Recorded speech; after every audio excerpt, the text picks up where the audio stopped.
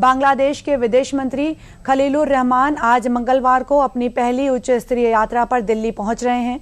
अगस्त 2024 में शेख हसीना सरकार के गिरने के बाद ये बांग्लादेश की नई निर्वाचित सरकार की ओर से भारत का पहला उच्च स्तरीय मंत्री दौरा है।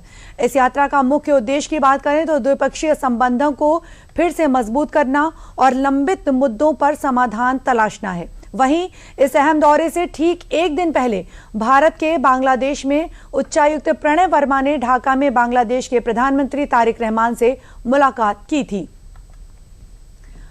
आपको बता दें कि बांग्लादेश के विदेश मंत्री आज भारत आएंगे। ये कहीं ना कहीं भारत और बांग्लादेश के जो रिश्ते हैं उसको सुधारने की एक बार फिर से कोशिश की जा रही है। बांग्लादेश के विदेश मंत्री खलीलुर रहमान आज भारत आएंगे और बांग्लादेश की जो नई नीतियां हैं उन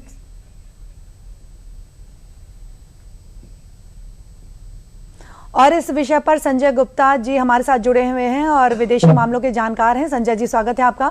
संजय जी, बांग्लादेश के विदेश मंत्री की भारत यात्रा किन मायनों में इसको खास माना जा सकता है और किन किन लोगों से मुलाकात करेंगे खलीलुर रहमान? जी, देखिए, पहली बात तो यह है कि 15 महीने के बाद फरवरी 2026 में तारिक रहमान साहब की सरकार बनी, तो उनकी तरफ से पहला कदम है कुछ नॉर्मलाइज किया जाए रिलेशंस। 15 महीने तक इससे पहले बिल्कुल पैरालिसिस में था भारत और बांग्लादेश का जो भी बायलैटरल रिलेशंस था, तो एक नई पहल शुरू करी गई, जैसे आपने भी स्पष्ट किया है। लेकिन भारत अभी बड़ा फूंक फूंक के इस पर कदम रख रहा है, क्योंकि 15 महीने में जो कुछ हुआ दोनों देशों के मध्य, भारत इससे बहुत आहत था और अभी धीरे धीरे शुरू हो रहा है। तो अब देखिए, जो इनकी जो विजिट है 2 दिन की बताई जा रही है, संभवतः तीसरे दिन भी एक्सटेंड हो सकती है। आज और कल यानी 7 और 8 अप्रैल को ये यहाँ पर रहेंगे, दिल्ली में रहेंगे, जिसके अंतर्गत वो जयशंकर साहब से मिलेंगे, भारत के विदेश मंत्री, और साथ साथ अजीत डोवाल जो नेशनल सिक्योरिटी एडवाइजर हमारे। और हमें यहाँ ध्यान ये रहना चाहिए कि जो खलीलुर रहमान साहब आए हैं ये भी नेशनल सिक्योरिटी एडवाइजर थे जब यूनूस सरकार थी, तो इसलिए इनको ये पता है कि कौन कौन से प्रमुख मुद्दे हैं जो इस समय बांग्लादेश के लिए महत्वपूर्ण है और भारत सरकार भी जिनको महत्वपूर्ण समझती है। तो जो एक पहला जो मुद्दा है वो ये है कि जो गंगा वाटर जो शेयरिंग का ही है।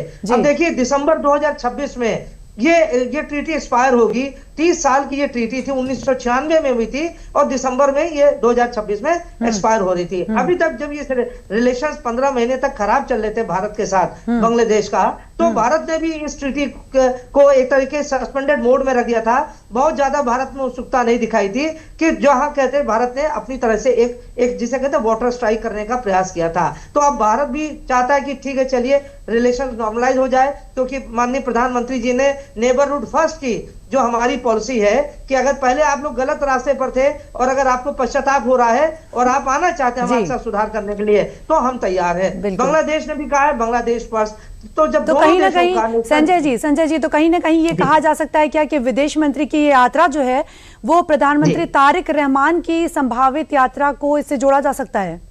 बिल्कुल, निश्चित रूप से ये एक तरीके से ब्रिज बिल्डिंग है ये दोनों सरकारों के बीच में। अभी इनिशियल फीलर्स था, जैसे हमारे प्रणय वर्मा साहब थे भारत के जो एम्बेसडर हैं, जो उन्होंने अभी बांग्लादेश के इनसे मिले थे खलीलुर रहमान से। तो इसलिए ये अभी एक तरीके से ये एक ब्रिज बिल्डिंग चल रही है और धीरे धीरे आगे चलकर कुछ महीने के बाद इसमें और कुछ डेवलपमेंट होंगे, ऐसा माना जा रहा है। तो एक तो गंगा वाटर वायर जो बड़ा महत्वपूर्ण है। देखिए, पाकिस्तान के साथ भारत ने कितना बड़ा स्ट्राइक किया, पूरा सिंधु जो ट्रीटी थी, इंडस ट्रीटी थी, सस्पेंड कर दिया। तो बांग्लादेश बहुत अच्छे जानता है कि अगर भारत के साथ इनके संबंध अगर उसी पहले की तरह से बनाए रखेंगे तो इससे बांग्लादेश को भुगतना पड़ेगा। दूसरी बात देखिए, जो बांग्लादेश आज भारत के चौखट पर आकर खड़ा हुआ है वो है एनर्जी असिस्टेंस को लेकर। आप जानते हैं, या हम लोग सब जानते हैं, 10 मार्च को भारत ने 5000 टन डीजल सप्लाई किया था बांग्लादेश के कहने पर। बांग्लादेश बहुत ज्यादा उनके यहाँ बिल्कुल जैसे अन्य देशों में, भारत के पड़ोसी राज्यों में सब जगह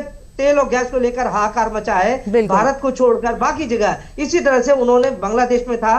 तो भारत ने 5000 टन डीजल तब सप्लाई किया था, अभी 1 अप्रैल को 7000 टन फिर सप्लाई किया। तो कहीं ना कहीं फ्रेश डिमांड किया है। बिल्कुल, कहीं ना कहीं तो संजय जी ये देखा जा सकता है कि ये बांग्लादेश और भारत के रिश्तों में सुधार देखने को मिल सकता है इस संबंध से। बहुत बहुत धन्यवाद संजय जी हमसे जुड़ने के लिए।